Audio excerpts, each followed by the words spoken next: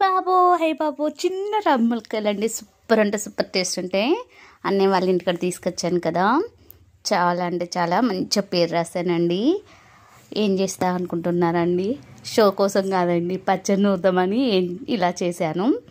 కావాల్సిన ఐటమ్స్ అండి: ధనియాలు, శనగపప్పు, జీలకర్ర, కరివేపాకు, ఎల్లిపాయలు, కొంచెం అల్లం ముక్క, పచ్చిమిర్చి, టమాటా అన్నీ వేసి మంచిగా గ్యాస్ అంటించి కొంచెం నెయ్యి వేసుకున్నానండి.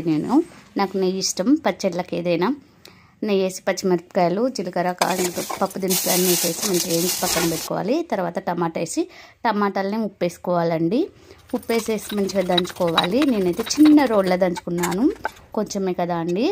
అయితే దంచేస్తుంటే టమాటా వేయగానే ఫుల్ ఎక్కువైపోయిందండి. దంచడం కొంచెం కష్టమైంది, అయినా కూడా దంచేసాను. దంచి ఒక గిన్నెలోకి తీసేసుకొని మంచిగా ఆనియన్ కోసుకొని వేడి వేడి అన్నంలో నెయ్యి వేసుకొని తింటే ఒక రేంజ్లో ఉంటుందండి. కావాలితే తాలింపు కూడా చేసుకోవచ్చు. ఇది రామ్మలక్కాయలు రోటి పచ్చడి సూపర్ అంటే సూపర్.